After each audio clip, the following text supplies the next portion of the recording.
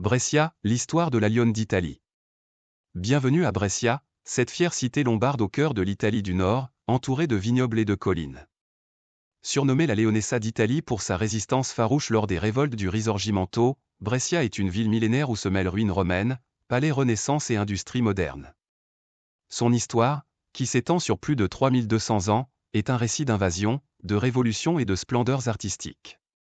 De ses origines celtiques à son rôle de capitale culturelle en 2023, embarquons pour un voyage chronologique à travers les siècles.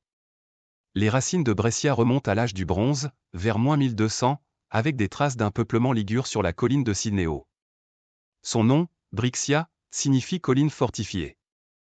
Au 7e siècle avant notre ère, les Cénomans, un peuple gaulois allié des Insubriens, en firent leur capitale, un bastion celtique prospère. En -225, Brescia se soumit aux Romains, restant fidèle pendant les guerres puniques. En -27, Auguste en fit une colonie prospère de 15 000 habitants. Brixia s'embellit d'un forum, d'un théâtre, de thermes et du Capitolium construit en 73, sous Vespasien. Le christianisme s'implanta tôt, Sainte Julia, patronne de la ville, fut martyrisée au IVe siècle. Mais les invasions frappèrent, Goth en 402 sous Alaric, en 452 sous Attila, qui pilla la cité. Avec la chute de Rome au 5e siècle, Brescia subit le chaos des migrations, ostrogoths sous Théodoric en 492, puis byzantins. En 568, les Lombards d'Alboin la conquirent, en faisant la capitale d'un duché semi-indépendant. Des ducs illustres comme Rothari, Rodolphe et Desiderius, derniers rois lombards, y régnèrent, promulguant le code des lois lombardes. Le catholicisme s'enracina avec l'évêché, et la ville devint un centre spirituel. En 774, Charlemagne mit fin à la domination lombarde, intégrant Brescia à l'Empire carolingien. Du 9e au 11e siècle, elle fut marquée par des invasions hongroises et des luttes féodales, mais l'évêque Rampère y fortifia le pouvoir ecclésiastique. Dès le 11e siècle, Brescia émergea comme commune libre, défiant l'autorité impériale. Au 12e siècle, Brescia s'affirma comme une puissance communale. En 1138, une révolte contre l'évêque Manfred, menée par Arnaud de Brescia, contesta le pouvoir clérical, menant à l'exil du réformateur en 1139. En 1167, elle cofonda la Ligue lombarde contre Frédéric Barberousse, contribuant à la victoire de Legnano en 1176 et à la paix de Constance en 1183, qui confirma son autonomie.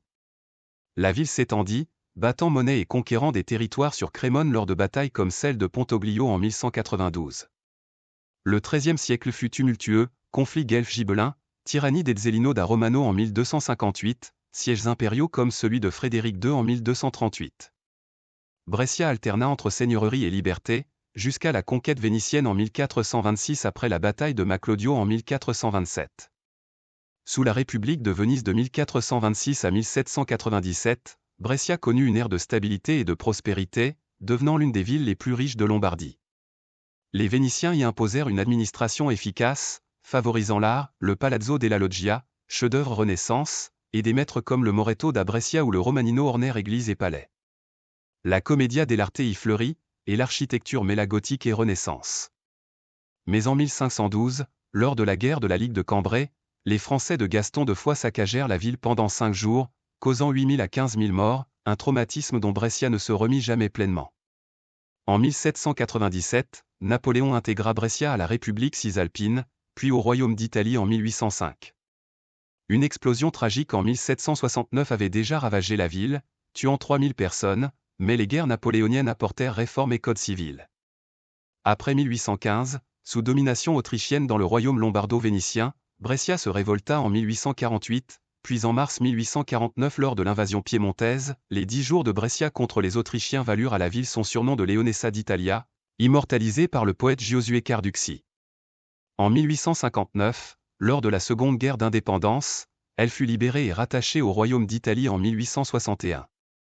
Au XXe siècle, Brescia s'industrialisa, devenant un pôle économique avec l'aérodrome en 1909, l'université en 1919 et la célèbre course automobile Mille Miglia dès 1927.